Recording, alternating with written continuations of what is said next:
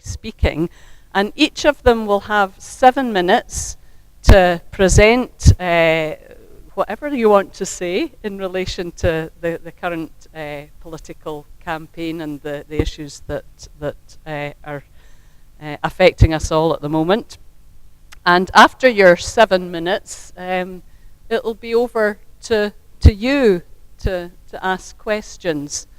And when it comes to the questions, I'll go first to each candidate in rotation, if you see what I mean, so that everybody gets a chance to answer first, and we'll take it from there. And put up your hands if you would like to ask questions, but I know that Margaret has also left bits of paper on the table, so if anyone would rather not speak their own question, but would like it to be addressed to the panelists, then we'll gather up those questions, and in that way, hopefully, everybody will have an opportunity to have their questions raised. Finally, I just want to say that we in Women for Independence, the other part of our name, our title as an organisation, as a movement, is Independence for Women. And one of the things that I think has been important to us is that we want to be seen to be doing politics differently. We want to have a society and a nation and a political culture where we can share our thinking and our ideas and our claims and our concerns and listen to one another in an attitude of friendliness and respect and listening. We want today and this afternoon's event to be a safe space and a respectful place where everybody gets a chance to say what they want to say and listens with respect to the different views and opinions and policies that are being presented to us. So I just want us all to take collective responsibility for making it that kind of occasion. Don't take too long when you're asking your question, and there probably, hopefully there'll be opportunities not just for the folk on the panel to respond, but to have a bit of kind of engagement so we can open up a wee bit more of a discussion on whatever issues emerge this afternoon. Is that okay with everybody? Great. So without further ado, I'm going to introduce our panelists, and I'll just go from left to right. So Rhiannon Spear is representing the Scottish National Party this afternoon, and she's a councillor on Glasgow City Council for Greater Pollock, and she is the National Women's Convener for the Scottish National Party. She's chair of the TIE campaign, which is Towards Inclusive Education. I can never remember what the T stands for, but it's towards. Time for, thank you. And she's also chair of Glasgow's first social enterprise board. Is that right, Rhiannon? So welcome to you, thanks for coming along. She's sitting at the positioning has got nothing to do with politics. Rhiannon nabbed that seat because she might she might need to, I'll leave you to explain that for yourself. So that's Rhiannon. Elaine Gunn, next along, is representing the Scottish Greens. Elaine lives in rural West Edinburgh with her husband and their 3 young children. She's the Scottish Greens candidate in Edinburgh West. I'll be one of the people that's... and co-convener of the party's Women's Network. Elaine's professional background is in project management and communications, and she's recently published a book of feminist fairy tales, the Silver Moon Storybook. So there you are, if you've got folk to buy Christmas presents for, that sounds like a good choice. So welcome, Elaine. Next to Elaine is Roisin McLaren, who's representing the Scottish Socialist Party. Roisin is from Edinburgh. She grew up in West Lothian, and she's been the national co-spokesperson of the Scottish Socialist Party since last year. At 25, she's one of the youngest, if not the youngest, leader of any political party in the UK. So I think that's worthy of note, Roisin. And she first became politically active at university at the time of the independence referendum. She's an ecologist to trade and has the remit for the SSP's climate and environmental policies. So welcome to Roisin. On my right here, on my left, my right, your left, sorry. Ford, who is the Scottish Liberal Democrat candidate for Glasgow South. Carol is the former head teacher of Kilmarnock Academy, and she's worked with the Law Society of Scotland and the Institute of Chartered Accountants in professional regulation.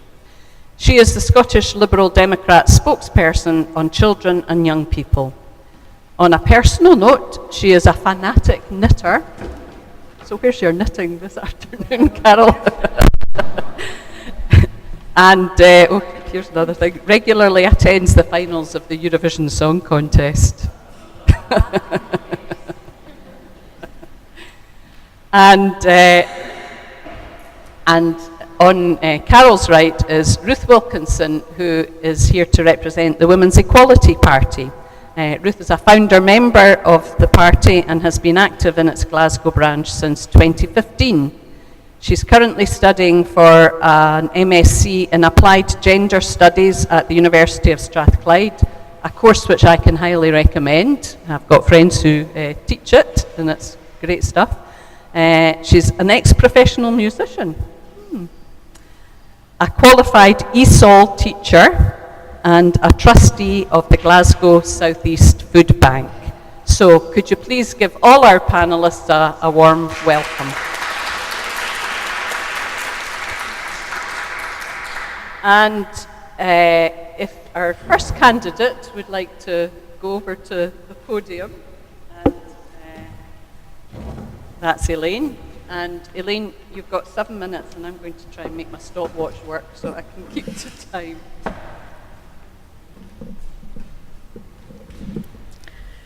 Hi, I'm Elaine Gunn, so I'm the Scottish Greens candidate for Edinburgh West.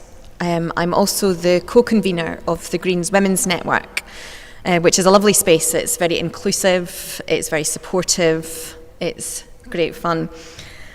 Do you know why you're going to get a chance to grill me on policies and everything. I think, in a politically informed room like this, you probably have a rough idea of what policies the Greens stand for. Obviously, we're very much about protecting the world that we live in. We want to see independence for Scotland. We do not want to see Brexit for Scotland, or in fact for the whole UK. I wanted to tell you a wee story.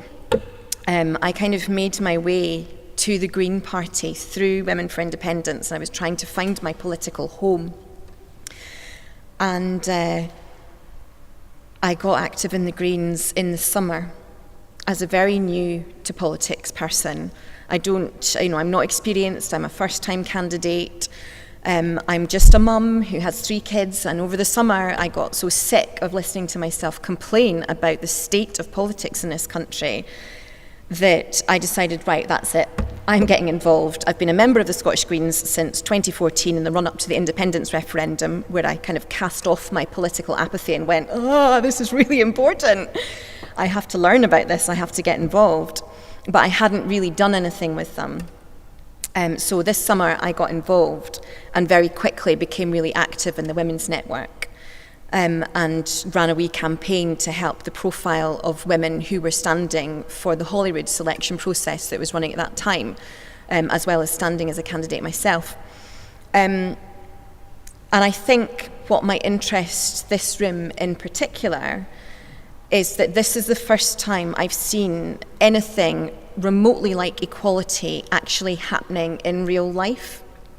They're not just talking about equality, they are doing it, and it's actually happening. I mean, I am I was gender balanced into this position, and let me tell you, that felt rubbish. I did really badly at the internal hustings. I was Skyping in from a family holiday. So I do my best work when I've got less technology interfering with me. And I didn't have that, the hustings. I was getting questions and I was speaking into my laptop, and it wasn't going well. I wasn't giving good answers. And I came, I think, 7th in a field of 8. But because there were only 5 spaces in Edinburgh, and because the Greens are committed to equality, I leapfrogged a white man to be selected as a candidate for Edinburgh West, and I hated it. My response to that situation was like, no, I want to be there on merit. And of course, I am here on merit. It's just that there are more white men in selection processes. So that was my story. And the second part of that story came a few weeks ago, which was during the Westminster campaign selection process. The same man that I had leapfrogged to get into the position where I can speak to you here as the candidate for Edinburgh West was approached by another branch and asked if he would like to stand as a candidate. And his response to that was to say, I would love to, but I think that you should approach Emily, who is the non-binary person who was elected onto the Holyrood list ahead of him. He said, I think you should give her first dibs because she's a Holyrood candidate and therefore she is more entitled to stand as a candidate than me. And I read this, it was on our internal Slack, and I read this and I just was like, oh, I'm so proud of you, you've done so well, because that's equality. That is men taking responsibility for the fact that they are overrepresented in politics. We are not underrepresented as women. Men are overrepresented. And that was a man taking responsibility to make sure that that was corrected. And that little story is why I feel so at home in the Greens. They haven't had a problem with me storming in over the course of the summer as a mum of 3 children who's used to just getting stuff sorted out and saying, right, I want to see this, and this happen, and I want to be a candidate here. They don't have a problem with that because they are open to women coming up to take their share of the representation that exists.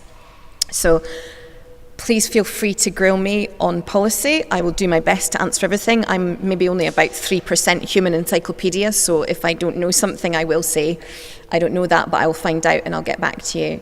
I just thought that felt like a really real example of how the Scottish Greens' commitment to equality plays out in real life, because we have a lot of parties talking about how important it is to achieve equality for all people, but you don't see that many of them with a completely 50-50 balanced Westminster list of candidates, as the Scottish Greens have.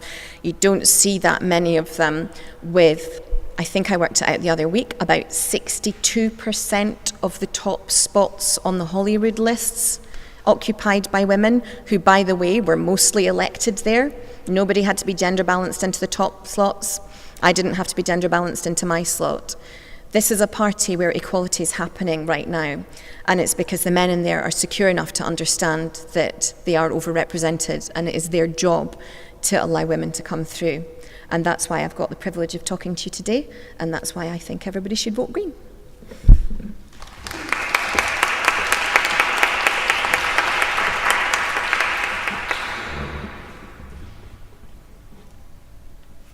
Thanks, Elaine. You did that with a minute to spare, which was great. And now Roisin on behalf of the Scottish Socialist Party. Well, thank you very much, Leslie, and thank you for Women for Independence for inviting me. There's going to be a Tory majority government on December the 13th. A Tory majority government. 5 more years of Boris Johnson's Conservative Party. What's going to be left at the end of that? A privatised NHS, thousands queuing at food banks, and homeless men freezing to death in multi-storey car parks in this very city. This is already happening.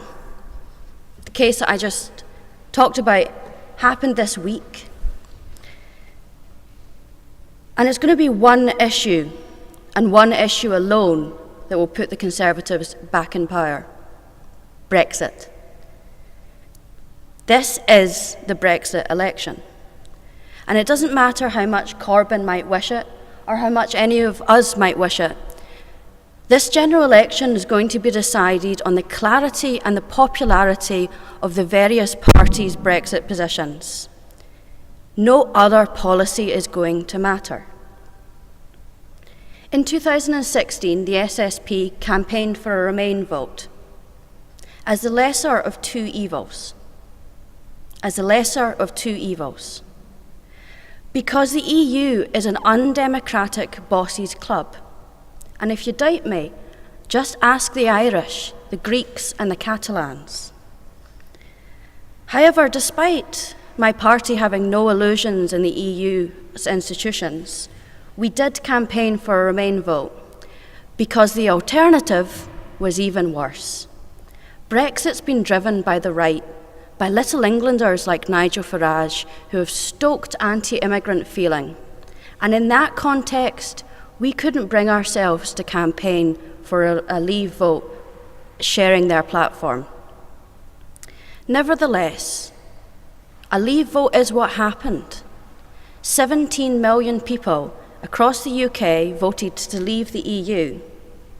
We're Democrats in the SSP, democratic socialists.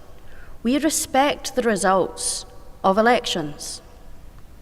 We might not like them. You mean, I wish 17 million people in the country voted for socialism. But unlike Joe Swinson, I've come to terms with the fact that I am not going to be the next Prime Minister. The UK as a whole voted to leave the EU, and that vote has to be respected. Scotland, however, did not. Scotland voted to remain in the EU, and the fact of our Remain vote being overruled by the UK-wide vote is another example of the democratic deficit inherent in the UK.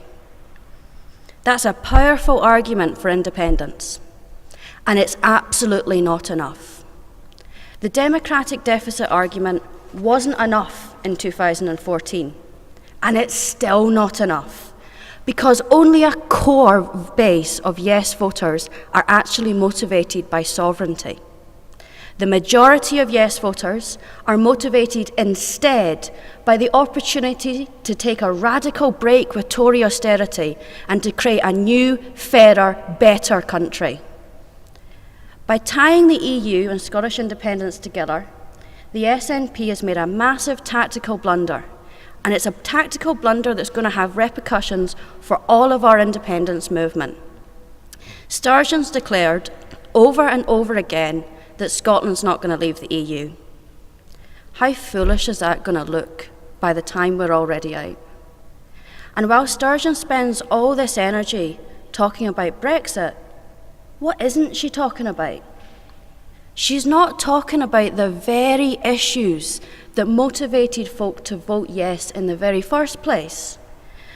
Those people that were inspired by the politics of our independence movement, people that had been left behind by mainstream politics who were inspired to take control over their lives. The SNP have failed to make the case for independence for 4 years.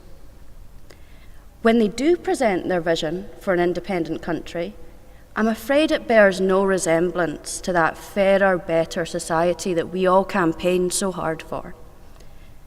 The Sustainable Growth Commission. The Sustainable Growth Commission is a document that is going to become the basis of the white paper for an SNP bid for a second independence referendum. And it is an attempt to win over the banking class, big business, and the respectable middle classes. That's a futile task. These are groups to whom independence will always represent a greater risk to their assets than the status quo. Given what I've just said in the introduction, that we're facing another 5 years of Tory rule, Are a yellow feeble 50 really going to be able to fight austerity? The Scottish Socialist Party has a proud history of fighting. The SSP MSPs abolished pendant warrant sales in 2000. Pendant warrant sales were an archaic form of debt recovery, unique to Scotland. It involved the public ritual humiliation of the poor. Both Labour and the SNP had promised to abolish them for almost a century, but it took the SSP just 1 year in Holyrood to see the practice outlawed. We introduced free school meals. We campaigned to abolish prescription charges, a policy that was then taken up by the SNP. We campaigned to rate the railways back into public ownership, for universal free public transport, and put together a plan to abolish the hated council tax. Of our 6 MSPs, 4 were women. Pro rata, we put forward more bills to Holyrood than any other party. Our record in debate was unrivalled. We're facing 5 more years of Tory austerity. Now more than ever, we're going to need fighters. I'm not standing in this Brexit general election, but we are standing in Holyrood 2021. And the Scottish Socialist Party will be asking for your vote to help secure an independence majority and to fight for that better, fairer country that the Yes movement was all about.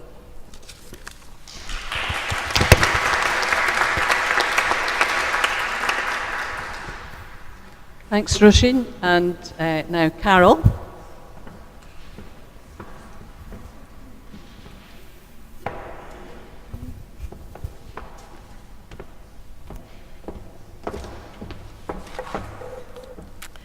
Well, good afternoon, ladies, and I think there are at least one gentleman in the room.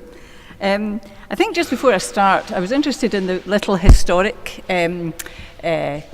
piece that we had before we began, and it reminded me of one of the reasons that I am actually a Liberal. My grandmother was born in 1882. I hasten to add she was very old before my father was born, and my father was very old before I was born. But she didn't get the vote until she was 36, and she said it was the Liberals who gave her the vote, and she always voted Liberal for the rest of her life. However, just a historical note. So before I talk about the specific Liberal Democratic policies in this election, I want to say a little bit about our philosophy. Why do we come up with the proposals that we do? And why do we support or oppose other parties' policies? In other words, where are we coming from when we are taking decisions? Our core value is the idea of individual value and individual freedom, provided those freedoms aren't harming others. We support individual aspiration and ambition. And we don't hold with the idea that people can earn respect. We believe that everyone deserves respect. And that respect for the individual requires that we support vulnerable citizens so that they can fully participate in society. We're also very wary of dogma and centralised power. We neither believe that nationalisation is the answer to every problem, nor do we believe that privatisation is the answer to every problem. We think that solutions should be tailored to the economic circumstances. We want practical solutions which will actually work. A national health system and a national education system are obviously the best solution for society. A national broadband system, to us, smacks of Big Brother is watching you. There are ways to improve broadband and open up access to more of the population without giving government the control of the system. And the astronomical and unsustainable costs associated with such a policy, and crucially, the negative impact on the IT industry in this country, are undesirable side effects of such a policy also. So when we are taking decisions, we're thinking about the impact on individuals and on the practicality of possible solutions. So in this election, what is it we're standing for? Now, I'm obviously just going to give you headlines here in a 7-minute talk. What we stand for is to stop Brexit. I'm aware that in this context, this is possibly not a very popular one, to stop independence. We think we need to do far more for the NHS, and crucially, this is a climate emergency, and we need to treat it as such. And the final fifth headline is we need to build a fairer economy. So if I come back to these headlines, Brexit will be an economic disaster for this country. And the people who will suffer most in any economic downturn will be the poorest and the most vulnerable. We need to stop this, and the only way to do it is to revoke Article 50. We simply tell the EU we've changed our minds, we retain our EU membership with all the current opt-outs. We don't need to have the euro, we don't need to have Schengen. We stay in on exactly the same conditions as before.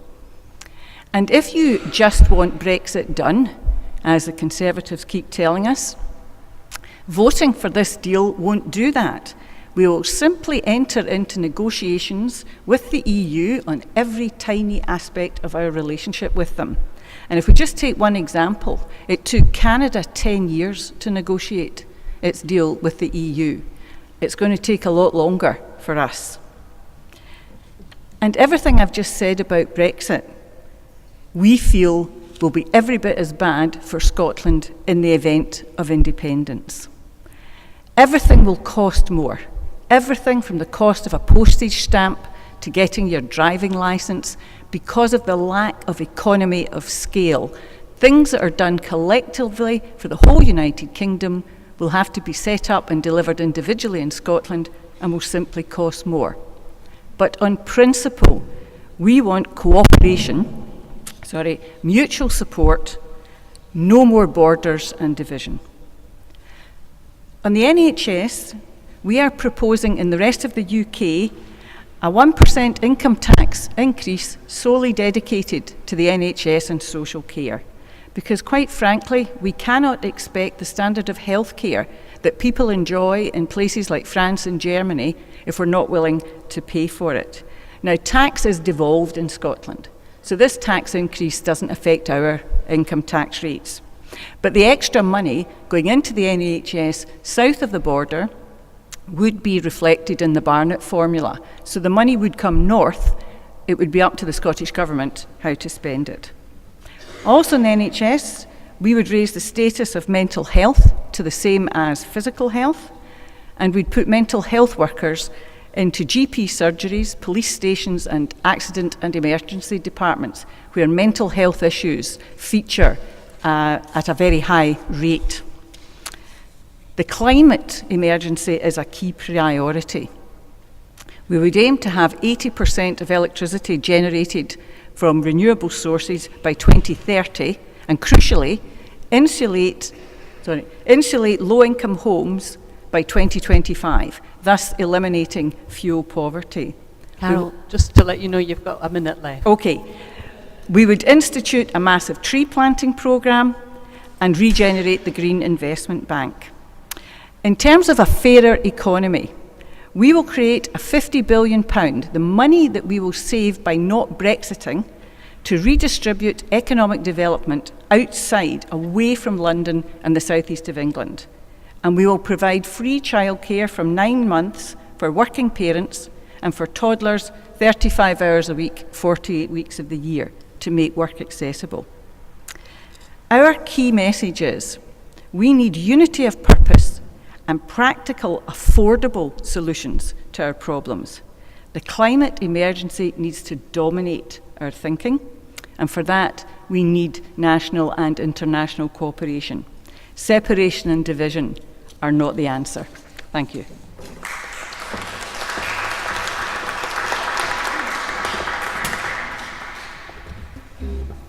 Thanks, Carol. And now over to Rhiannon. Try and get through this without nipping to the loo. Firstly, I'll start by saying a huge thank you to Women for Independence for organising today and ensuring that women's rights and the continued fight for equality are absolutely central to this general election campaign. Women make up half the world's population and undertake almost 2/3 of the work, yet only receive 1/10 of the world's income. and the structures that are currently in place want to keep it that way. How can we address issues like 75% of the world's illiterate population being women, when only 24% of parliamentary seats worldwide are held by women? Within our communities, women disproportionately take on caring responsibilities and organisational roles that are completely unpaid. Women's contribution to society and community cohesion is immense. As a society, we depend on it, but it is not reflected in the status, reward, or position. That is no less the case in Scotland, where 1 in 5 women experience domestic abuse by a male partner in their lifetime, where women earn overall 15.6% less than men and occupy the lowest paid jobs in the lowest paid occupations, where women are underrepresented in boardrooms and in decision-making bodies, and where women are discriminated against in employment and access to services. We do not have gender equality, and we are far, far from achieving balance. For generations, we've inherited the legacy of centuries of discrimination, ingrained sexism in the patriarchy, and we should never, ever underestimate the difficulty of overcoming that. However, it would be wrong and greatly disrespectful to the great many women in Scotland and internationally who have fought, struggled and dedicated their lives to achieving equality for women. We must find hope in their success and the progress that has been made. We have an incredibly strong women's sector in Scotland, holding Parliament to account and pushing the government to break down the systemic inequality that women face. Organisations such as Engender, Rape Crisis Scotland, Scottish Women's Aid, Close the Gap, the Scottish Women's Convention, Equate Scotland, and of course Women for Independence provide gendered analysis of women's experience and are the fuel that is driving the change that we need in Scotland. It is their work that has led to changes in domestic violence legislation. Under the SNP, the Scottish Government has introduced groundbreaking legislation that came into effect this year, creating a new specific offence to help tackle domestic abuse, covering not just physical abuse, but other forms of psychological abuse and coercive and controlling behaviour. However, we recognise that we must also have a strong and decisive focus on building a society in which such violence doesn't occur in the first place. That is why the Scottish Government is also implementing Equally Safe, Scotland's strategy for preventing and eradicating violence against women and girls. The strategy provides an overarching framework through which to deliver the systemic change that is needed. This prevention work has been reflected in schools throughout Scotland to ensure our young people are equipped to deal with sexual violence. The Scottish Government is working with COSLA and Rape Crisis Scotland to provide a national sexual violence prevention programme. This ensures our young people are informed about gender, consent, sexual violence and how it can be prevented, sexualisation and pornography, social media, the impact of sexual violence and how to access support, all with the overarching aim of addressing the attitudes and assumptions that give rise to violence and abusive behaviours. Another part of prevention work is to ensure that social security in Scotland addresses inequality. Women are twice as dependent on social security as men and have less access to resources, assets and occupational pensions. Women are more likely to give up work, to care and are more likely to earn less than men, which can be exacerbated by challenges in accessing childcare. In response to this, the Scottish Government has given a commitment in its Social Security Charter that policy development will advance equality, non-discrimination and human rights. Since setting up Social Security Scotland, they have introduced the Scottish Child Payment, Funeral Support Payment, Carers Allowance Supplement, Job Start Payment and a £500,000 Scottish Benefit Take-Up Fund. However, only 16% of security spending is devolved to Scotland. The new Social Security Agency provides a glimpse of what we can do. Now imagine what we could do with full powers over our welfare in a country that cares, as opposed to what the Tories are pushing, which is politically motivated, callous cuts. Until we have independence, or social security is fully devolved to Scotland, SNP MPs in Westminster will continue to oppose policies which harm women. For example, the 5-week wait for universal credit, single household payments, the two-child cap and associated rape clause, and charges for parents receiving child maintenance. Policies like the rape clause have no place in society. I am in consistent awe of the relentless work of Alison Lewis, standing in Glasgow Central, who has persistently shone a bright light on the Tories' inhumane welfare cuts and pushed for eradication of the rape clause and the two-child cap. There is so much to talk about when it comes to what the SNP is doing to address inequality. For the National Advisory Council on Women and Girls, established by the First Minister, published just 11 recommendations which are ambitious and thought-provoking in January this year. Amongst them, they seek to drive systemic change through economic activity, business support, better data analysis and gendered budgeting and economics as part of their plan. These asks are directly reflected in the work that we are doing in Glasgow, led by the leader of the council, Susan Aitken, who has taken on the portfolio of inclusive growth herself. And I would say, if you don't like the Growth Commission, come and see what we are doing in Glasgow. I am chair of Glasgow's first ever social enterprise board. We aim to ensure that when our city prospers, every person living here prospers too. We are looking at how we can better support social enterprise and cooperatives, which is a radical first step in dismantling the patriarchal structures of capitalism. I want to work towards a Glasgow that sees social enterprise as a default business model that rejects the extraction of public money for profit or private wealth and creates a policy that is, as our own First Minister said, pursues collective well-being that judges success on how happy and healthy our population is, and not just how wealthy a select few are. One of our most ambitious aims is to build on or create research which will measure just that. How do we measure the impact of the social economy in our communities out with economic terms so that we can create evidence-based policy to create an economy that works for women? Stuff your Growth Commission. There is so much to share, and I haven't even touched on period poverty, more research into the menopause, access to childcare, addressing the gender pay gap, what we're doing and what I am doing specifically to get more women involved in politics and the SNP. And I'm a councillor because of the mechanisms that we have. I'm also here because of gender balance. All of this will progress the aim that ensures women, regardless of their ethnic background, religion, belief, sexual orientation, disability or age, can access the best opportunities and make a full contribution to society and the economy and improve their own lives in Scotland. Thank you.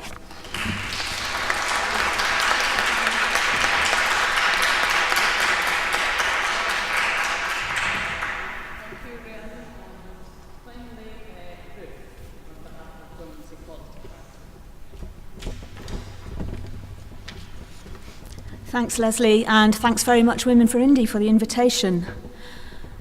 My name's Ruth, and I'm here representing the Women's Equality Party. If you're wondering why we haven't been canvassing or leafleting in your area, it's because we aren't standing any candidates in Glasgow in this general election. We are a very small party in Scotland, and it's not a good use of our limited resources. But I am very, very glad to be here, meeting you as voters and representatives of other parties, to talk about why the Women's Equality Party exists and what we hope to achieve. We're a young party, not yet 5 years old. We were founded by the comedian and broadcaster Sandy Toksvig and the journalist Catherine Mayer in 2015 to work for gender equality, because a more equal society is better for everyone in it. And we're the Women's Equality Party because women are the largest group, both in the UK and globally, still subject to disadvantage, discrimination and oppression. Our aim is to keep the issues closest to women's lives at the top of the political agenda and to work with other political parties to make the changes that women need to see. We have 7 core aims, which are the basis for our policies. We want equal representation in government at a local, national and UK level, and to work to include disabled women and black and minority ethnic women who right now are desperately underrepresented. We need our governments to be truly representative of the country in all its diversity. We want equal treatment in the media, not the double standards and the sexist comments that we still have at the moment. Who remembers the Daily Mail's "Legsit" headline? We want equal rights for parenting and caregiving, decent paternity leave, properly funded universal childcare, and a social care system that pays carers what their work is worth and doesn't rely on armies of selfless, unpaid women. We want equality in education, so that both girls and boys are given every chance to make the most of their skills and talents, whatever they are. We want equal pay and opportunities at work, obviously. We want equality in healthcare, access and provision, treatment and support, and research, which too often ignores women because our changing hormones are just too awkward for the researchers to cope with. And last, but really hugely not least, we are working to end violence against women, because we cannot be equal unless and until we are safe. Roughly 2 women a week are killed by their partners or ex-partners in the UK. In Scotland, about 1 woman in 5 experiences domestic abuse at some stage in her lifetime, and an average of 4 rapes are reported every day. And fewer than half of Scottish rape trials, or attempted rape trials, have resulted in convictions. All those statistics really need to change. That's why, in this general election, the Women's Equality Party has chosen to stand candidates in 5 constituencies in England where there were unresolved allegations of violence against women against the sitting MP. Did you know constituents can petition to remove an MP who's fiddled his expenses, but not one accused of sexual violence? We wanted to highlight the way parties can close ranks to protect their own rather than listen to women. Our candidates in those seats are all women who themselves are survivors of sexual violence. So far, 4 of those 5 men have stepped down and will not contest those seats.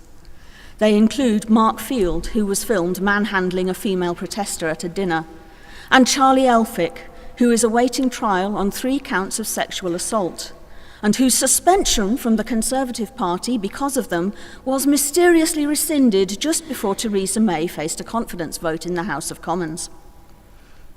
We like to think that our campaigns have helped to show how often powerful men think they can get away with abusing women, and that women are not going to take it anymore.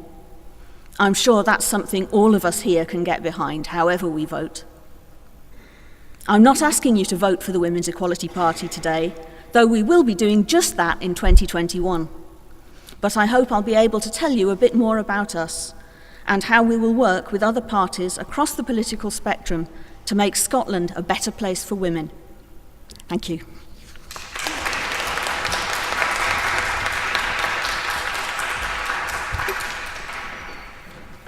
Thank you very much to all 5 panellists. Some common ground there and a diversity, a range of ways to tackle some of those issues.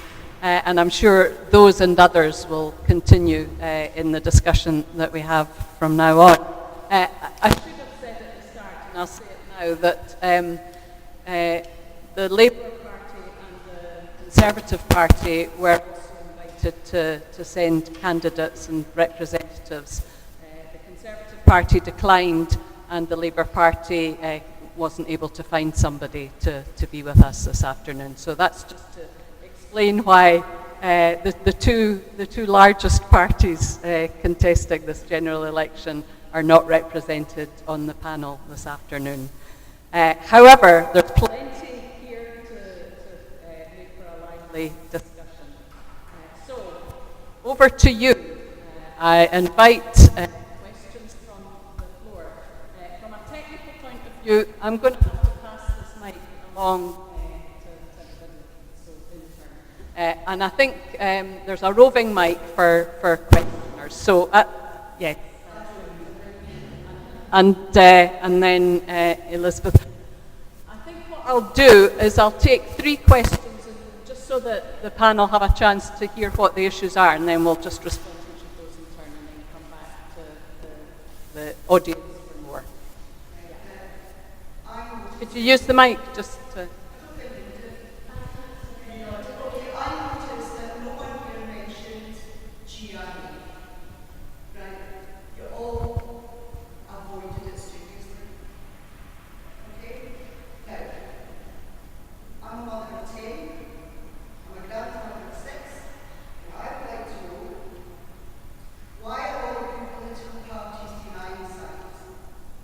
Sex is dynamic. Big gamets and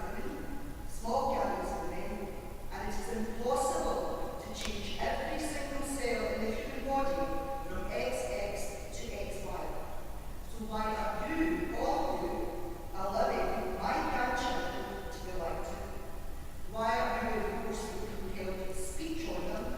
And why are you allowing them to be bullied and called transphobes for stating scientific and biological fact? I'd like each one of you to define one. Define what a woman is. Just everybody, what is a woman? Thanks. Now, Elizabeth, you were next for a question. No, I'm going to take questions, and then we'll come to each of the panels for.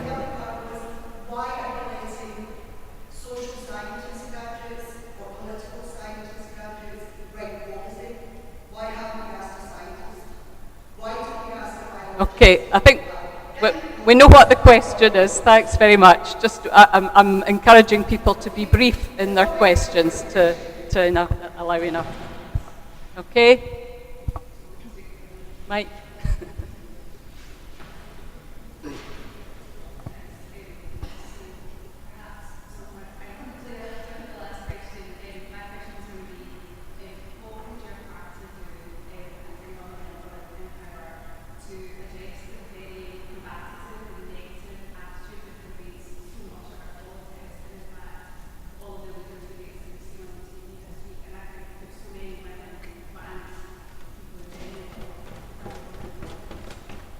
Thanks.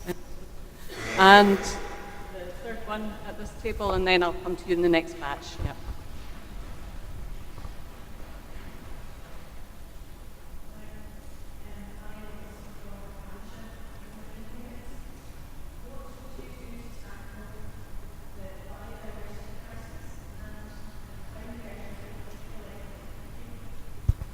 Okay, thanks.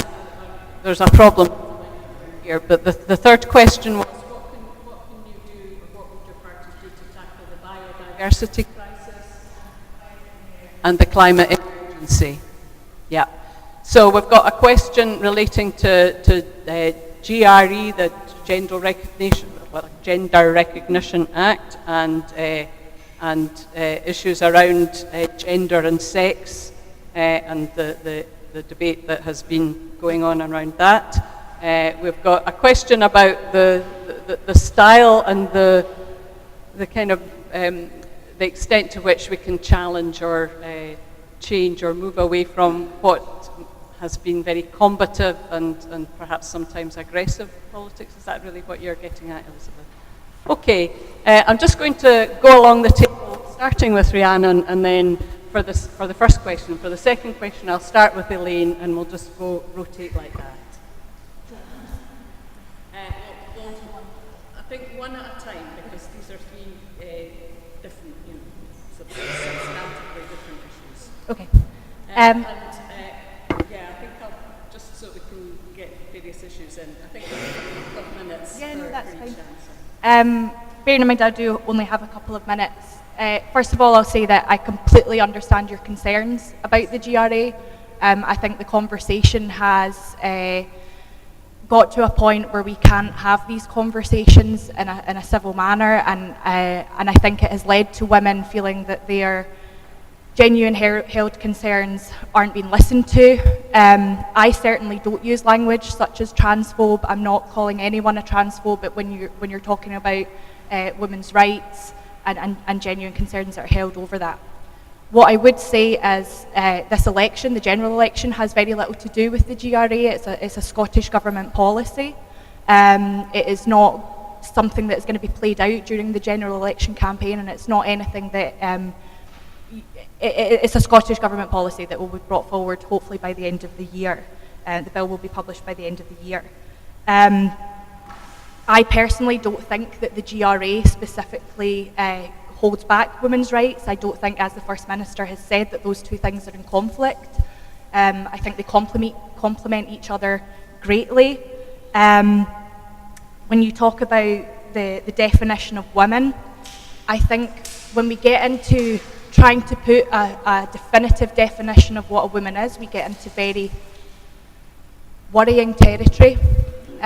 Because women are multifaceted, women are infinitely complex, women are Women come from a range of different backgrounds, social economic backgrounds. Women come from a diverse array of backgrounds, and I think they need to be represented. I am of a firm belief that trans women are women, and I can say that with full confidence. And with regards to social science, people informing policy and things like that, I don't think that science is being disregarded with regards to the GRA at all. I completely understand what you're saying about someone can't change their chromosomes. I don't think that that is being challenged in any way whatsoever. What we are doing through the GRA is very, very simply making it easier for a trans person to change their birth certificate. That's all that's happening in the GRA. And if anyone has concerns, I'm more than happy to speak to people at the end about those concerns. I'm more than happy to explain why my belief is that these reforms don't impact on women's rights. But yeah, I feel like, yeah, it's not as scary as it's being made out to be, and it's just about changing. Just one minute. Do you know where your birth certificate is right now? Do you know exactly where it is? I don't know where my birth certificate is. I use my passport and my driver's license much more for identification purposes. Like if I was going to a club, it would be my driver's license that I'd use. Trans people can already change their driver's license and their passport just through a medical form. They don't need an extensive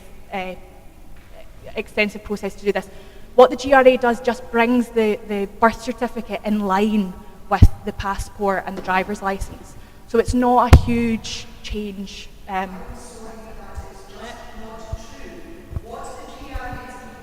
Excuse me, please.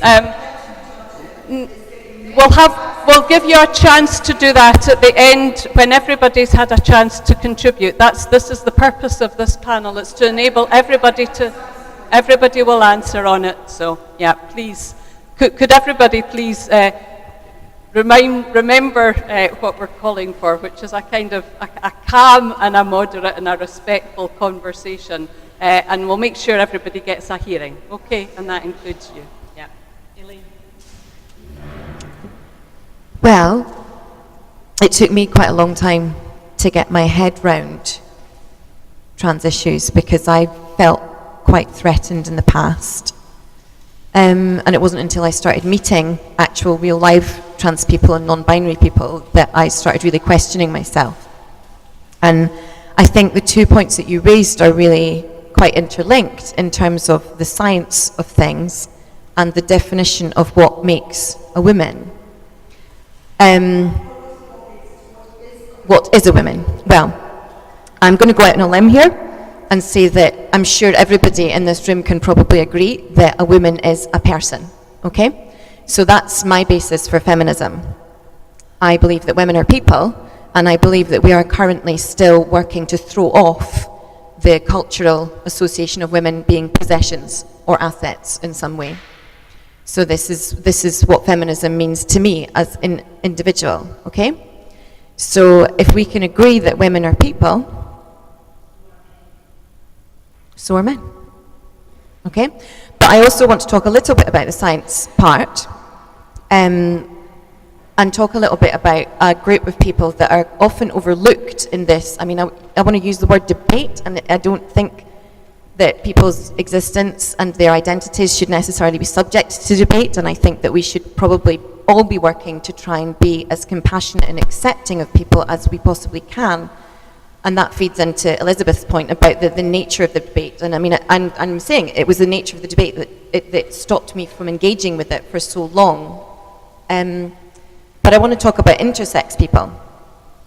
And these are people who do not have necessarily XX or XY chromosomes. Okay? And these people make up about 2 to 3% of the population, which is about the same as genetic redheads, as I understand. So the science isn't as clear-cut as a binary scientific sex, okay? It's biologically speaking, you know, there is some room in there. I can see that you don't agree with me, and that's okay, okay? I'm running out of time, but I just want to say that I am supportive of the DRA. I don't think it's going to impinge on women's rights. I think it will lead us towards more inclusivity, and I think we all have a responsibility to develop acceptance and support of our fellow people. Yeah, so protected characteristics of different minority groups do clash. They've always clashed since the Equality Act, which my mother helped write, was passed. To use an example, when my mother was working with the refugee community from Asia, she had one community centre that was for Asian refugees, and there was a big clash between the Bangladeshi, Pakistani and Indian users of that space, right? So all of those groups are a minority and they all have needs that need met. It is possible to meet different minority groups' needs without subjugating the needs of other groups. We can do that. We can still be critical of gender theory. I am a critic of gender theory. I'm an old-fashioned third-wave feminist. However, we need to meet the needs of vulnerable people. That has to be a priority before we have an intellectual, critical debate. It needs to be focused on vulnerable people's needs. I really do understand your concerns about women-only spaces being breached. My early life, I spent 2 years of my early life, my third and my fourth year in a women's aid refuge. I am a survivor of domestic violence, and I am eternally grateful to Women's Aid for saving my life and the life of my mother. That was a women-only space that was designed, I think, in a very poor way. Although a Women's Aid refuge is an amazing resource, the Women's Aid refuge that I was in was one of these old commune style where you have multiple families in together. I understand the ideas behind that. They were very sort of 1960s, 1970s women's support network kind of ideas. That's great. However, it doesn't recognise that that different families might have different needs in that space, and that traumatised people can re-traumatise each other, right? So when in that Women's Aid refuge, I shared that space with a young boy. I was 3 and 4 years old, and he's 5, right? He was a very traumatised wee laddie. He desperately needed a protective and safe space. But the problem is, putting him next to me led to situations that re-traumatised myself, right? So this is a serious debate. I think we could have actually met the needs of both myself and that young man without compromising each other's needs. For example, Women's Aid are now trying to move to single-family refugees, where you have supportive temp tenancies. So instead of going into multiple family households, what you do is you have a council house and a support worker, and that's the way forward. I think that's good, actually not just for trans women, but for everybody. It's just a win-win situation where you can meet trans women's needs. I don't want anyone to be stuck in a domestic violence situation, whether they were born a man, whether they were born a woman, or however they identify. Their need to get out of that situation must come first before I criticise their identity. So we can meet that need by changing the way we do things in society. Things like toilets. I want to see disabled toilets become the norm. I have a high amount of disabled people in my family, and I think it's ridiculous that we force disabled people into segregated toilet system. Disabled toilets should actually be the normal space. So there are so many different ways that we can meet the needs of both communities without compromising each other and without getting drawn into defining someone's identity before we see their vulnerability.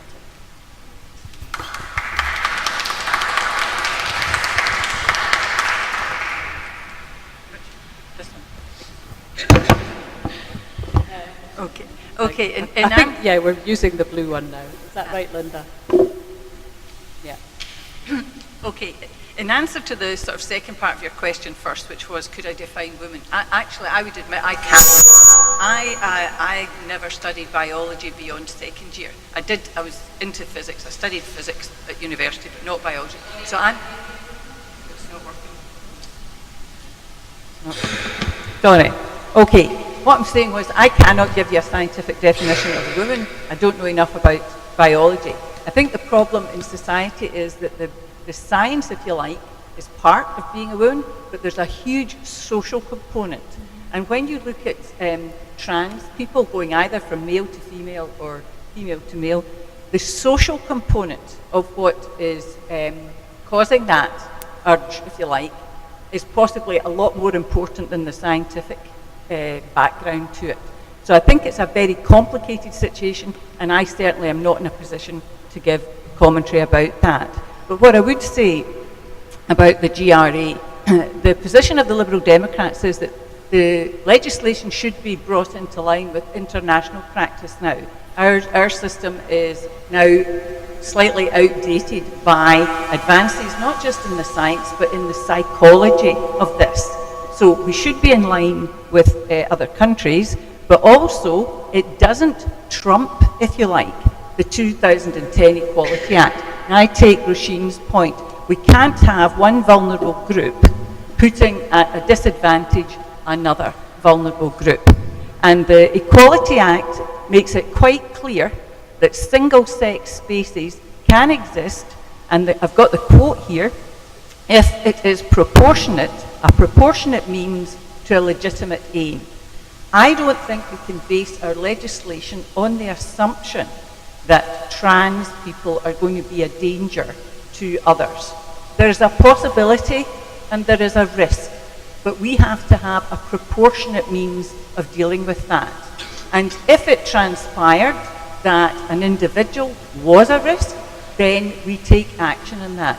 But we can't operate on the assumption that because a person has indicated a certain wish or desire or need, as I understand it, to become a trans woman, that we then say this person is a danger to everybody else.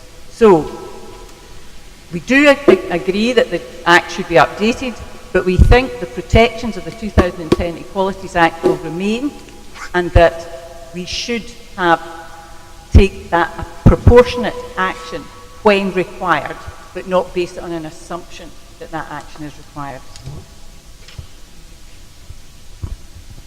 Okay, I'm studying gender studies. And the further I get into it, the harder it becomes to define woman or man in black and white terms, as I'm sure the vast majority of us grew up thinking it. And it is right and proper that we seek to be inclusive of trans people.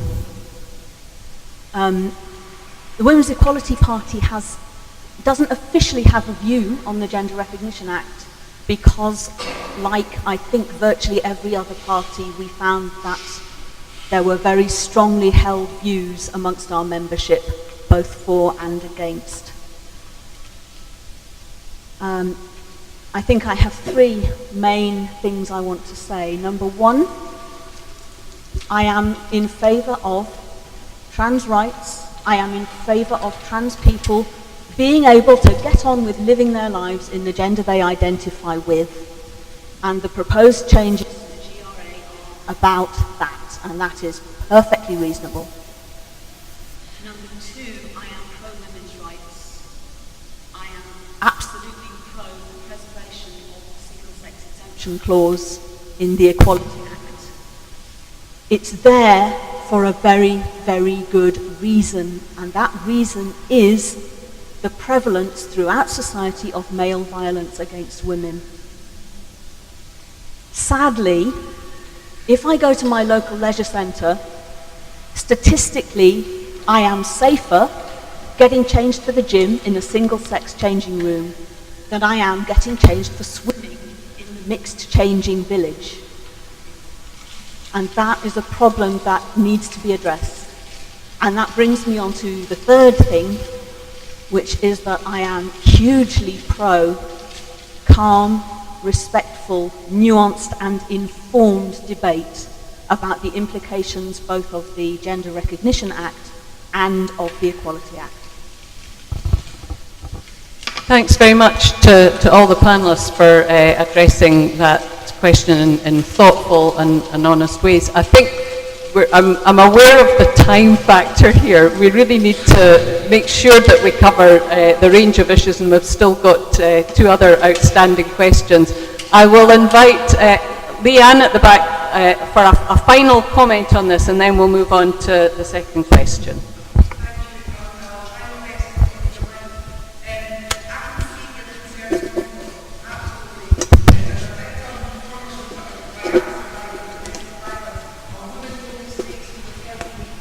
Far sooner than I did, but it wasn't available at that point, and so life went on badly. However, my right to a single-sex space can't impinge on someone else's right to escape domestic violence, and I don't care what bits they were born with for that.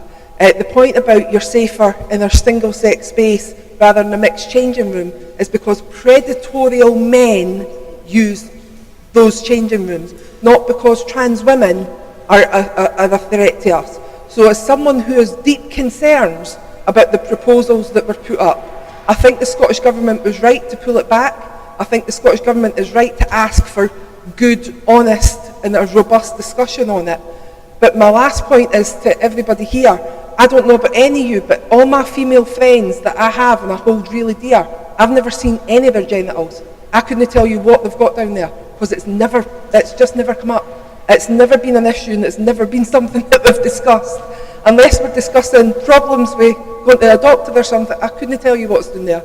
So it's, I think if we start treating people just how we find them, but absolutely we all have to safeguard. And we have to safeguard, trans women have to safeguard against predatorial men as well, because they are targets as much as the rest of us are. And I think if we all as women get together, we can have just a better outcome for us all.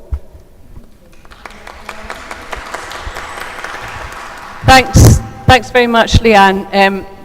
I'm going to suggest that in this next round, could the panel address both the two questions? Because one was about biodiversity and the climate emergency, but along the way, could you, if you've got some comment to make about Elizabeth's question, then this would be the time to express that. And I'm going to invite you just to try to keep things moving along. But I'll start with Elaine this time, and we'll just continue right. Okay, so in terms of Elizabeth's question, that was why it took me so long to enter politics, was because I felt that the combative, the unpleasantness was just I just couldn't put up with it. I have 3 children, my life's too short to be putting up with being abused on social media, or in a debate chamber for that matter. Again, it's a personal responsibility thing for me. I am committed to not being awful to people that I disagree with. I'm committed to trying to listen to things that challenge my own personal point of view and opinions, because I've been learning a lot in the last few years about how many of my beliefs have just been inherited without question from previous generations, from stuff that I've seen when I was a child. I think we all have a job to do to look at ourselves, examine our beliefs, and just develop a bit of the security, the personal security that you need to engage in debate with people without having to be mean to them. So that's a job for me, and what I would hope is that people would see that as an example, and that would go some way to dealing with the combative atmosphere. Oh, right, okay. In terms of the biodiversity crisis and the climate emergency, the Scottish Green Party have the Green New Deal, which is a document that's been written in the context of devolution, but could equally be applied to the UK, to an independent Scotland. It's all about,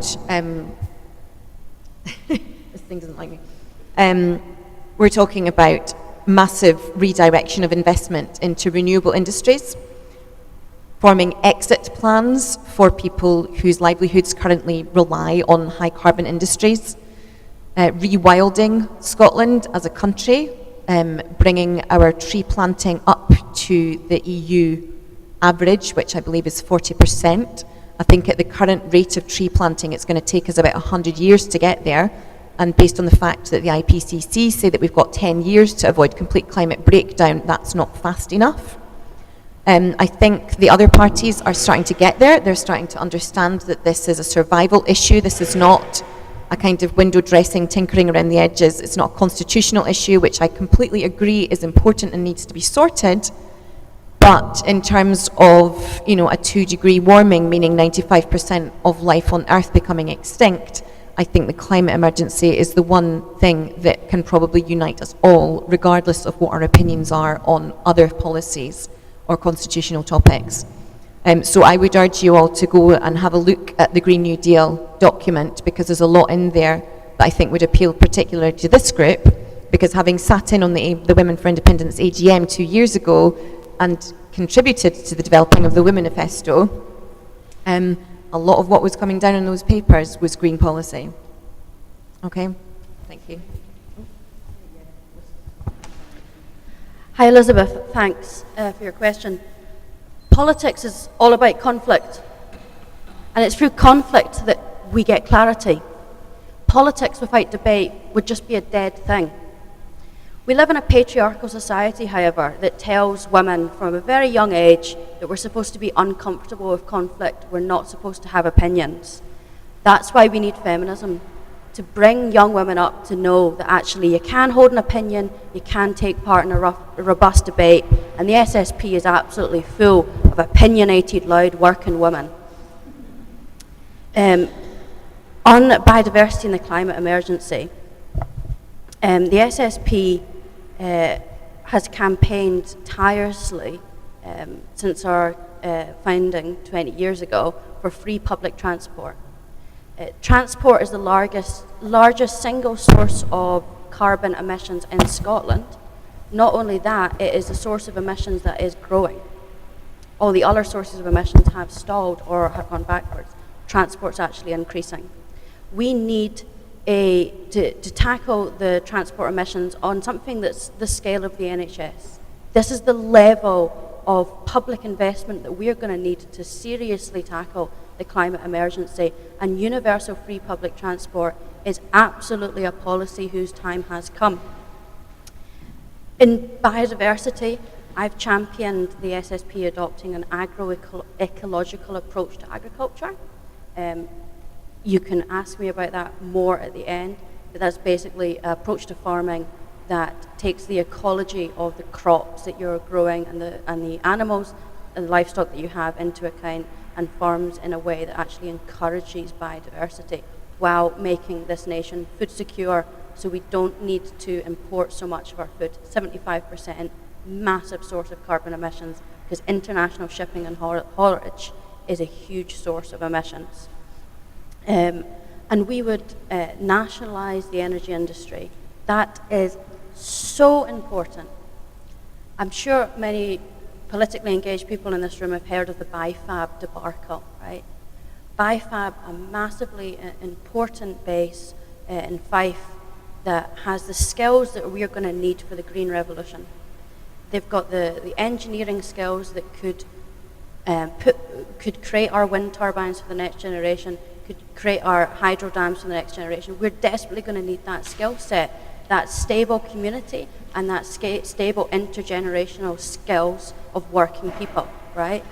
That has been nationalised, yes, technically, but is still required to compete on a market system with all the other companies around the world, which has resulted in the BIFAB base in Fife losing out on a contract to build wind turbines for the Firth of Forth.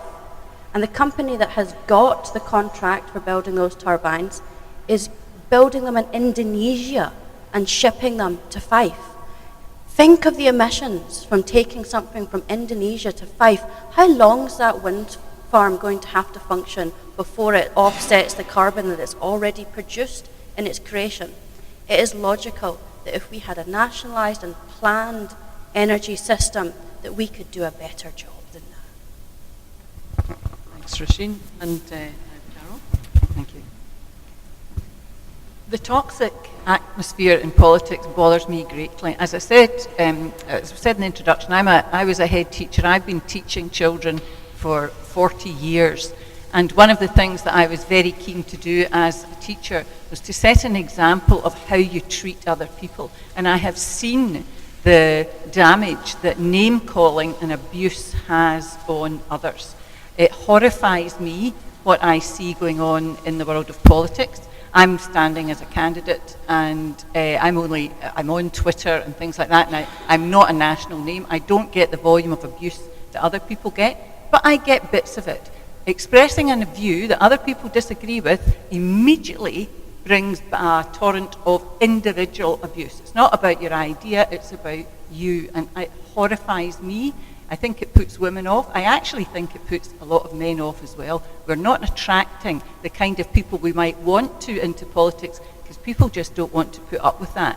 And there's a big difference between robust debate and abuse. So I'm seriously concerned about that in politics. When it comes to climate change, I have to say, I feel we're doing our bit this afternoon, certainly having no heating on. I did mention one or two things that in my opening remarks about what the Liberal Democrats think about the climate change issue, and it is for us a key priority. And obviously we have many policies similar to a lot of other parties about renewable energy and cars and so on. But there are other issues here. What really bothers me is that if you look at the pollution around the world, 60% of it comes from China alone, 60%. The United Kingdom contributes something like just over apparently 1%. Now, I am totally in favour of stopping single-use plastics, turning down the heating, getting the renewables, switching to electric cars, all of it. But if internationally we don't do something about the huge polluters, which at the moment are China and India, then what we are doing is not going to have the impact that we hope it will have. So, as a party, we will try and get every policy possible into the government's programme to tackle the issue in the United Kingdom. But we really need to be bringing as much international pressure as possible. And the fact that Donald Trump has pulled America, out of the Paris Agreement is just devastating. But we really need to be looking at the whole problem on a global scale. Otherwise, all our efforts are not going to make the difference that we hope they will make.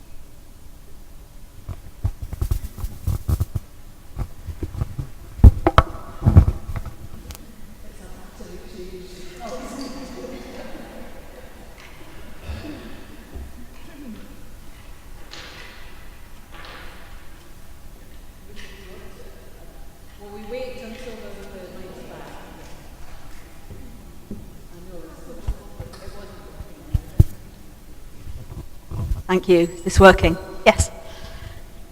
How to address combative negativity in politics. I think we're all agreed that the way things are going at the moment is appalling. It's worth remembering that people we disagree with might be opponents, but that doesn't make them our enemies. And we need to be able to engage respectfully with people we disagree with, even people we disagree with very profoundly. And how do we do that? By setting the example ourselves. Something like today, when we have a range of opinions on a number of things, but basically we're all here, we're being polite to each other, we're agreeing where we can. Setting the example, as Carol was saying, of respectful debate and calling out bad behaviour when we see it. I don't quite know what more we can do than that. As regards energy policies, I need to make clear that here I'm speaking as me, because as a party we're still working on policy positions. I think there's a lot that we could do in terms of energy policy and concentrating on renewables and really cutting down on our reliance on fossil fuels. We can make it easier for individuals to live green lifestyles by doing things like investing more in public transport so that people use their cars less, and all the available grants and so on for housing to make houses better insulated, more energy efficient. We could do a lot more on that. Education is an important part of it, and I think it's hugely encouraging to see the number of young people who are really engaging with the climate emergency, who are protesting, who are pointing out to their parents and their grandparents how wrong we've been getting things for decades and how much needs to change. And the more we can do to get all of us educated on what is happening, the better. Thanks, Ruth. And finally to Rhiannon, and then. Thank you. So, yeah, the current state of politics, it's pretty dire. I think one point that I really want to make on this about the conduct of people in general political discourse is not to underestimate patriarchal structures and how women approach conversation. And at the moment we are seeing any conversation or issue with women's rights being so polarised so that women are actually fighting each other and not who we should be fighting, which is the patriarchy and capitalism, which keeps us oppressed. My fight will always be with the patriarchy. My fight will always be to ensure that women are heard and that women's rights are placed at the forefront of any political discourse. What I would say is online doesn't help things. I find personally that going out and speaking to people face to face is much easier, much friendlier, and allows a more nuanced conversation where we can understand where each other's coming from. Body language has a lot to do with it.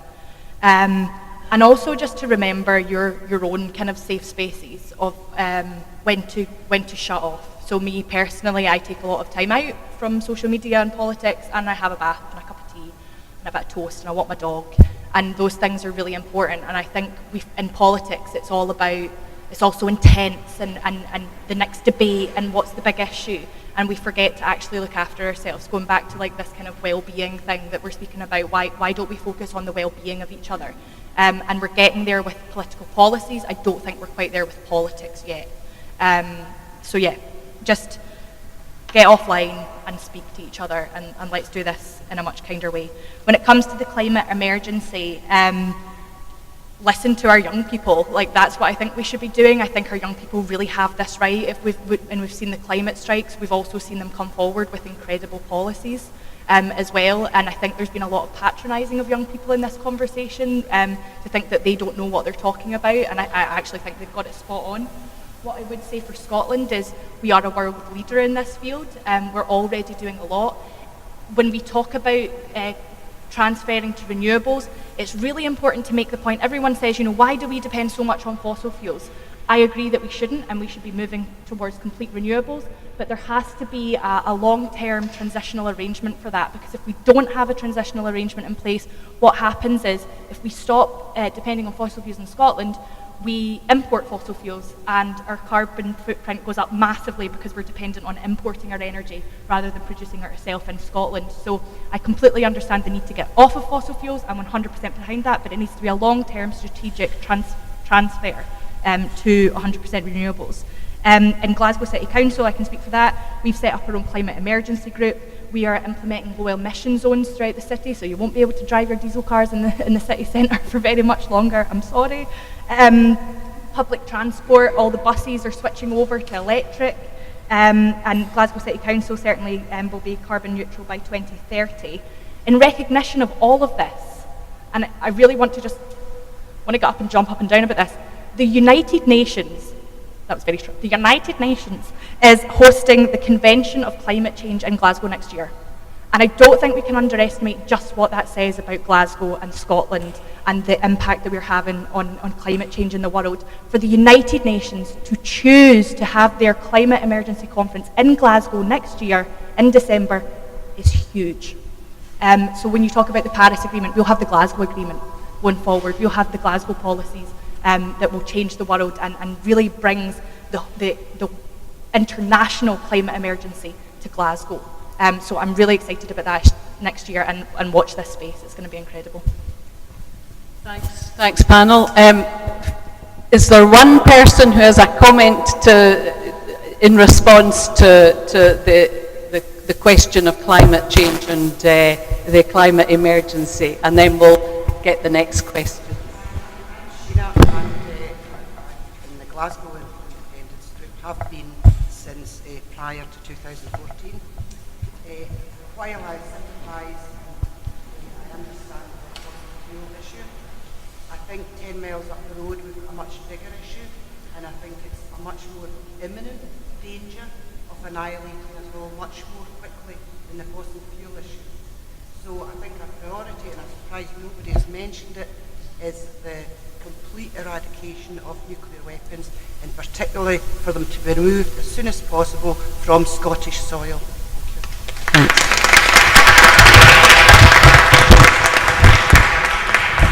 Thanks, Sheena. These are all big and important issues that we're raising, and but let's move on so that we can broaden out the discussion. Other questions from, Gillian?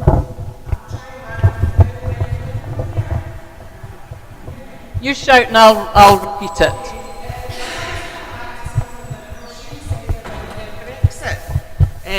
Thank you.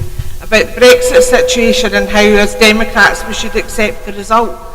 I'll be honest, that I'm a bit pissed off with all political parties on this subject, because I don't hear anyone say on TV when I listen to politicians nearly often enough that the Leave campaign exceeded electoral spending limits, told so many lies, some of them plastered on the side of a bus, that that's not how democracy operates. I get that it was a UK-wide vote, but one of the things that the Scottish people were sold in 2014 was that we were equal partners in this union, and rather than leave it, we should lead it.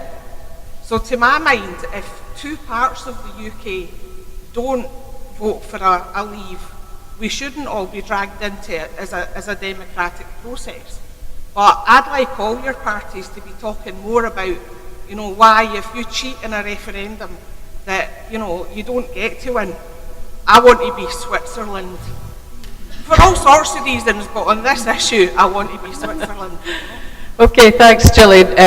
People have talked about this as the Brexit general election, so it's really important that we have an opportunity to hear from the panel about that, and you're focusing on, the problems with the original campaign, and what might be seen as a democratic deficit, because there were two of the nations of the United Kingdom voted to remain, and you're wanting to hear more from the parties about where they stand on these issues. So I think using my strict rotational method here, I'm going to come to Roisin first and continue round the circle, and panel, if you could be concise, that would be absolutely brilliant. Hi, Gillian. Should Democrats accept the result when the other side cheat? Well, I hate to break it to you, they cheat all the time. There has not been a general election in which one of the parties has breached spending limits ever, right? That always happens. They always lie, they always cheat, and they always say things that they're never going to deliver, and things that are in their manifesto that they never bring forward, right? That's the reality of electoral politics in Britain in the 21st century. Do we just stand back and say that we won't take part in electoral politics? There's chunks of the left that do that, right? I don't agree. I think we have to take part. And sadly, there was a leave vote. And that leave vote occurred after Scotland had decided to remain part of the UK. I campaigned my absolute socks off to ensure that we'd be an independent country.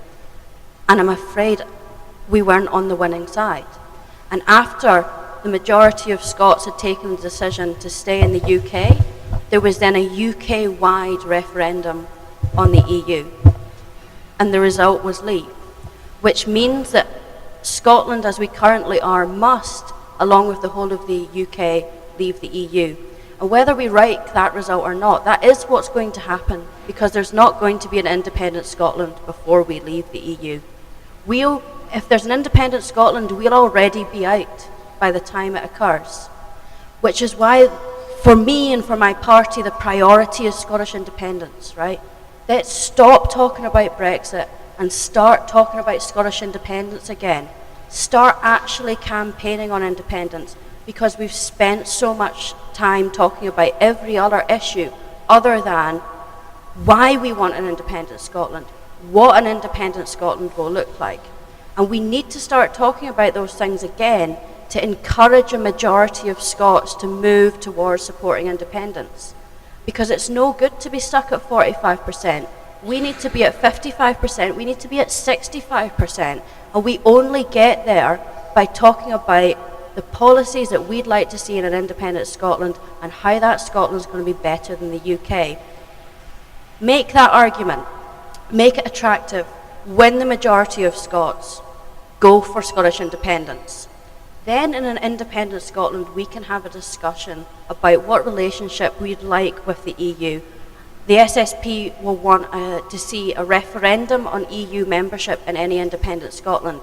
And I'm afraid, wherever you stood on the Leave Remain divide, the reality is that will be the situation of an independent Scotland. We'll be out because the UK's come out, and then we need to have a discussion in that Indie Scotland of what do we do now and what relationship we'd like, which is why, if we're honest about that context and that reality, we've got to focus on Scottish independence first.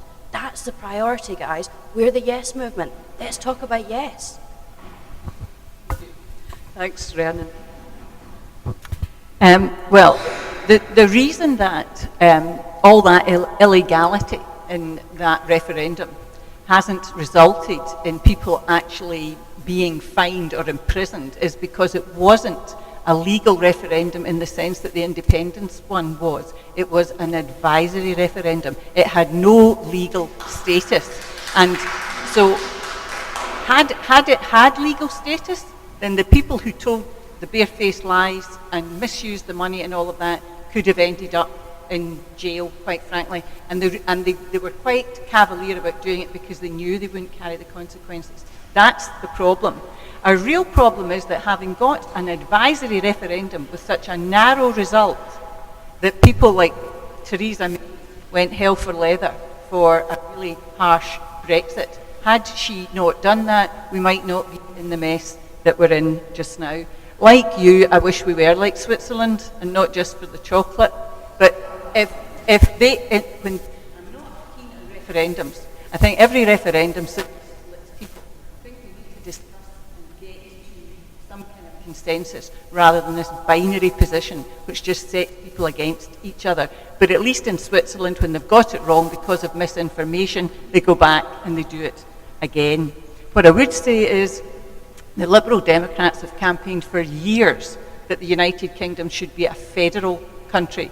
We should be a federal country in the same way that Germany is, for example, so that on these big constitutional issues, if they arise, it isn't just down to an individual head count, which counts against smaller regions and smaller nations in that federal system, but that there's a proper way of handling differences between the different constituent parts of the country. And we've had that position for 50 years and we're sticking to it. The United Kingdom should stay together, but it should stay together in a different constitutional format, which would be a federal format. We are against Brexit. All the evidence shows that Brexit is going to be bad for women. It's going to be bad for the most vulnerable people in our society, the majority of whom are women. And there's also a big concern that during the referendum campaign, most of the voices were men. Women's voices were not heard sufficiently during the referendum campaign.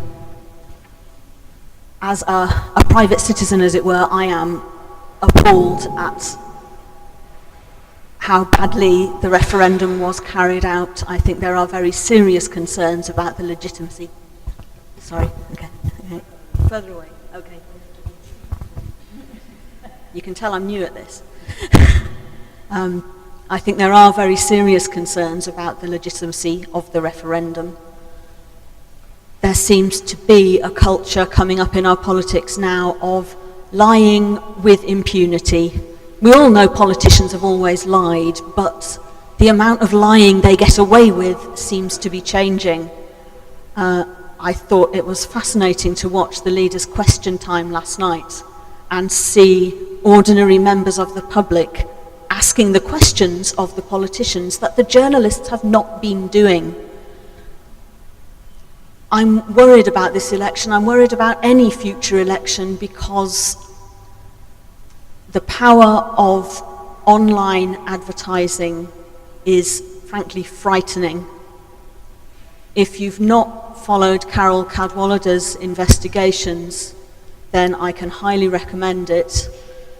She does ask the question of whether we will ever again have a proper, fair, democratic election or referendum because it is too easy for dark forces to skew it.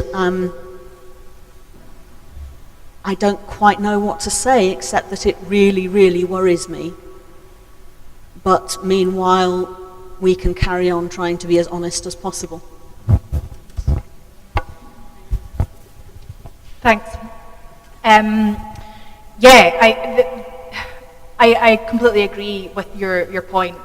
There has not been enough scrutiny of the actual campaign itself and how that completely undermined the result that was given. For me, when we went into the Scottish independence referendum in 2014, we had a white paper, we had a position at which we would negotiate from, we knew what we were negotiating for, we had a very clear idea of why we wanted independence and what we wanted to get away from, what we want, and also the relationship that we wanted to keep, to be a good friend and neighbour to the rest of the UK. That was not the case with Europe. And I think what has become absolutely clear after the result is that, yes, there was illegality in spending that Boris Johnson was directly responsible for, that there was lies, but also there was an infiltration of UK national debate by something else. And I would call it white supremacy, to put a label on it. It's very clear now that a lot of the groups who were advocating for leave, for example, Fishermen for Leave, their lead spokesperson has been linked to Stormfront, which is a white supremacist website. And what they are very, very, very good at right now is online campaigning. As we've just heard, I think I'm not as scared of the online campaigning stuff. I think there is a very clear way to deal with it. I don't think, just to be very clear, I don't think that the online campaigning changes the election by way of interference of actual votes. You have to be willing to change the way you're going to vote in the first place. So there's very clear ways that we can deal with political campaigning online, but it's up for legislators to really get their head around that and deal with it. What I would say is the SNP's position is for a second referendum to confirm the result after we have agreed a deal, so that the people of the UK actually get to vote on that. I think that is an imperative because we didn't vote to leave the EU the way that we are leaving the EU. We did not vote for a hard Brexit. We did not vote for families to bear the brunt of this ridiculous policy. So yeah, what I would say though, for me, is this election, this general election, is a Brexit general election. However, a huge focus for me is about social security, about welfare, about the most vulnerable people in our society. Like I'd said, this directly impacts women. I think we should be using this election to drill the Tories on their record of welfare, the systematic cuts that we've seen to our welfare state, and to ensure that that no longer continues. Well, I'm kind of going back to my project management days here, where we used to have this thing where if there was a complete mess in one of our projects, the adult in the room would be the one who sat there and said, right, okay, we are where we are, now we have to look forward. Now, I am as appalled as anybody that the referendum on Brexit was won on the back of lies and misinformation and outright racism, but we are where we are, okay? I do think that one really important part of this that people have missed so far, and I think that everybody's made some really good points, and I'm kind of find myself nodding in agreement, is that we're talking about democracy, and as a Democrat, I don't feel that we can simply overturn the result of the Brexit referendum. I do think that we should have a people's vote, and that's very much the Green Party's position. And that gives people the opportunity to revisit the question once they actually understand exactly what they're going to be voting on. I think the point that we made about, the legality of the referendum is, it's a great technical point to make, but it's a bit moot because the average person on the street will not have been concerned about whether the referendum was legal or not. They took it as read. If we vote for Brexit, we will get Brexit. So there's that side of things to reconcile.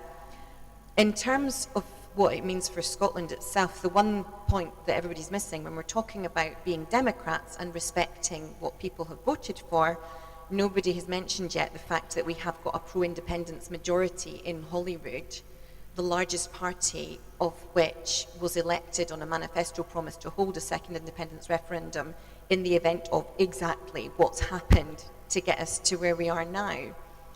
And I don't think that as Democrats we can afford to kind of stand on principle and respect the result of the Brexit referendum, even though we may not agree with it, and believe me, it breaks my heart to think that we might come out of Europe. But democracy doesn't just count when it's Westminster, democracy counts when it's the Scottish Parliament as well. So that's a mandate that we really need to be thinking about what we're going to do with, where we're going to take that, because that has a massive question that's really important for Scotland's future. And I do agree with Roisin. I think the future for Scotland is in independence. I probably differ in what that looks like.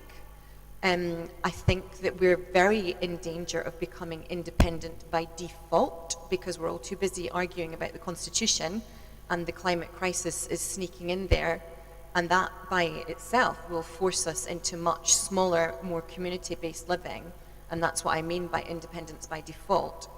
In terms of independence for Scotland by the ballot box, if we have time in the face of climate breakdown, I think that will happen naturally. Because we look at the polls and we're up to something mental, like 70% of people in a certain age bracket, is it under 20s or something? 70% of them want independence for Scotland. This is going to happen. We're no longer in a debate over Scotland's future. We are in a process. It's happening. It's happening. We're getting a little bit closer every time we go to the ballot boxes. Everybody's getting a little bit more clear. I am personally drawn to stepping away from the debate and the argument because at this stage it's becoming a little bit unpleasant in certain areas. I think our job as people who live and work in Scotland is to come to terms with the reality of where we are heading and stop trying to either fight that and stop it from happening when it's naturally happening, or force it to happen before it's naturally ready. I think we can afford to take a step back and focus on the bigger picture, which happily unites us all because we all live in the environment, and that I think probably has to be our priority if we want to remain alive. On that happy note, I think we all want to remain alive, definitely, and we might not if we're stuck in this hole for very much longer. I know we started a little bit late because of the technological hitches, and I wish that we had more time and more opportunity for further conversation, because in response to that last question, we've touched on all the absolutely fundamental issues about austerity, about the economy, about the nature of democracy, about integrity and honesty, and how we communicate with one another, and about the vision and the hope that we have for our future and for our communities, however we envisage that, all of that. But I think I am going to have to draw the afternoon to a close here. And I just want to say on your behalf, thanks very much to our 5 panelists for coming along and for answering each of the questions that we raised in thoughtful and reflective and respectful ways, and that was what that's the way in which we like to do our politics. Thanks to all of you for coming along, and to those who asked questions, thank you for raising really important and significant issues for all of us. For those of you who had questions you wanted to ask and didn't get to ask, I'm really sorry about that. But we'll gather, if you've got them written down, let's gather up the questions and we'll find ways to continue the conversation within the network and within our wider movement, as well as within the different political parties. Elaine, you said democracy counts, and democracy does count.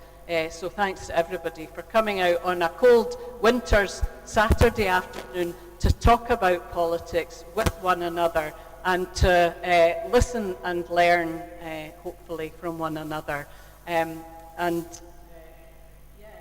your democracy. Let's carry that wherever we are. Whatever the outcome of this general election will be, we want to keep on, and we want to keep on keeping on asking important and difficult questions and coming to the kinds of answers that will make a difference in our lives as women and in the lives of our communities. So thanks to everybody very much indeed, and good afternoon.